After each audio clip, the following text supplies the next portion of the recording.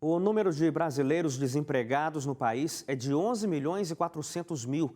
Essa é a maior taxa registrada desde 2012 e foi divulgada hoje pelo IBGE. Desempregado há 1 ano e meio, Davi tem dificuldades para voltar ao mercado de trabalho. O último salário no setor de inspeção da empresa onde trabalhava foi de R$7 mil. O que eu poderia exercer como encanador industrial ou como encarregado de tubulação já é um salário menor, então as pessoas têm essa dificuldade de achar que eu vou aceitar estar trabalhando com um salário mais baixo. O número de desempregados no país já passa de 11 milhões. O desemprego é maior entre jovens e mulheres. No primeiro trimestre deste ano, a taxa de mulheres desempregadas foi de mais de 50%. Enquanto imperar esse problema político e econômico que nós estamos vivendo, o desemprego ainda vai continuar durante um tempo. O desemprego é menor para pessoas acima de 40 anos, 3,3%. Mas entre jovens de 14 a 17, a taxa passa de 37%. As pessoas que têm mais capacitação, ela consegue se colocar no mercado de trabalho com mais facilidade. Então, é sempre bom o candidato estar atualizado, né, com os cursos, os estudos, e existem alguns programas do próprio governo em todas as esferas de qualificação do candidato. Então, ele pode aproveitar até fazer isso de maneira gratuita. Neste posto de atendimento ao trabalhador no interior de São Paulo, cerca de 400 pessoas chegam por dia em busca de uma vaga de emprego. Em todo o Brasil, em apenas 3 meses, 1 milhão e 800 mil trabalhadores passaram para a fila do desemprego. O porteiro Isaías está sem emprego há mais de 10 meses. Já passou por entrevistas, mas até agora não foi selecionado. Mas está difícil, porque paga aluguel, né? Tem as contas para pagar, complicado. Você acredita que hoje você vai sair aqui com uma vaga? Eu estou crendo, sim. Estou com fé que eu vou conseguir hoje. E um outro sinal da crise é a queda no rendimento médio real dos trabalhadores, que antes era de R$ 2.030 e agora caiu para R$ 977. A gente conversa sobre esses assuntos de economia aqui dentro do estúdio hoje com Drauzio Rezende. Professor, obrigado pela sua companhia mais uma vez. Boa noite. Boa noite, obrigado por você estar aqui chamando a gente para participar.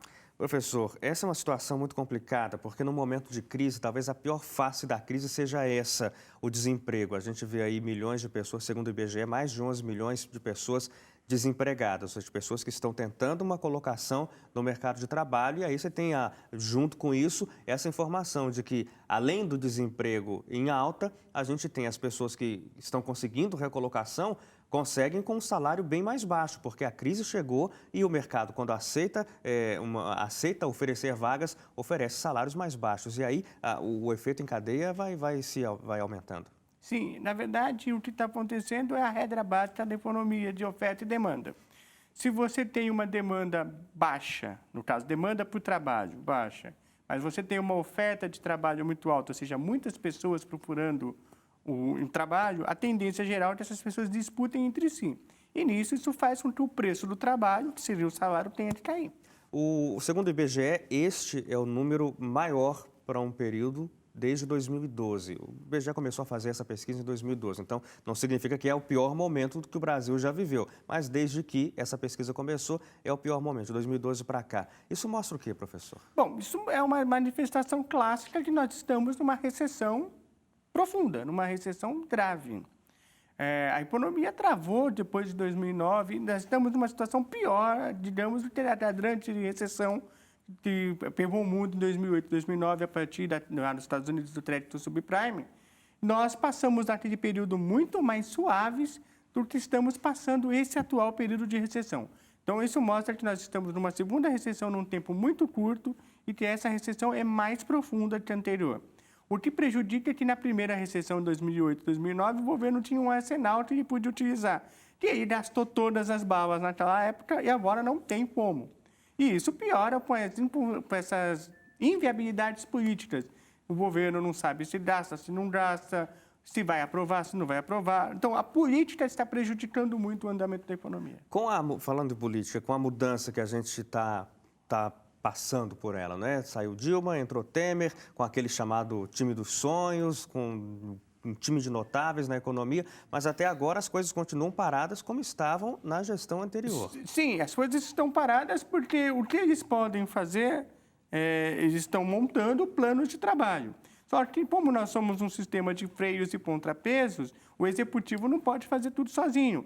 Ele depende da anuência do legislativo.